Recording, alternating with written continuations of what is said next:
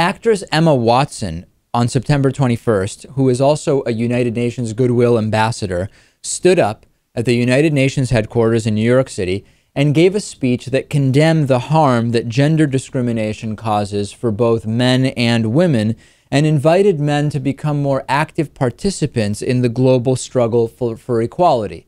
The next day, anonymous individuals set up a website supposedly targeting Emma Watson with sexual threats and a countdown meant to be believed to be a countdown to when nude pictures supposedly stolen from Emma Watson would be released. Initially, some users on the 4chan message board took credit for creating the website, which features the 4chan logo. We have now found out, Lewis, that as of right now, as of just before we went to broadcast today, it appears that it is not 4chan that is responsible for this website and these threats, but rather a marketing stunt by a company called Rantic, who has as a goal that they are working on shutting down 4chan altogether. So it appears, Lewis, that a very serious situation here, which is Emma Watson making a logical, a well-reasoned speech, a speech that has actually inflamed many so-called men's rights activists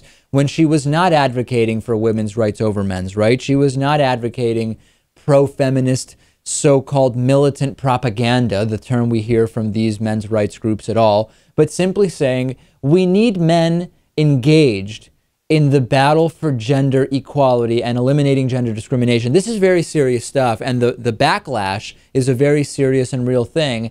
And a viral marketing group that has the goal of eliminating 4chan takes this as an opportunity to throw Emma Watson in. I find this to be pretty distasteful. Of course, but it's just business as usual, isn't it?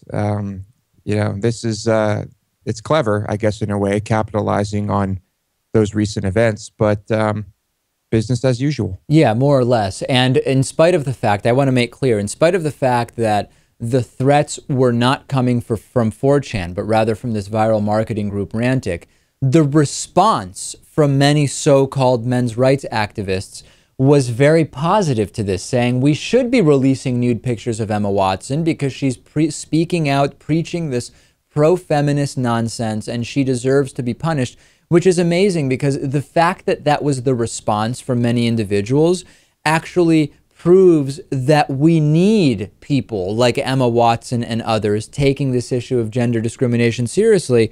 In other words, we have someone who speaks out about issues of gender discrimination, and all of a sudden people are talking about her individual sexual history and cheering for the potential release of nude pictures, which were in this imaginary world created by Rantic, stolen from her illegally. It actually proves that this is a serious issue. It is a serious issue, and for people like Emma Watson, this must be one of the most infuriating and aggravating battles to have to try and fight.